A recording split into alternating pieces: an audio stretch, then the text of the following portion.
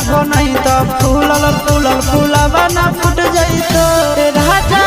जोगल जवनिया नहीं हरा में लुट जाइतो राजा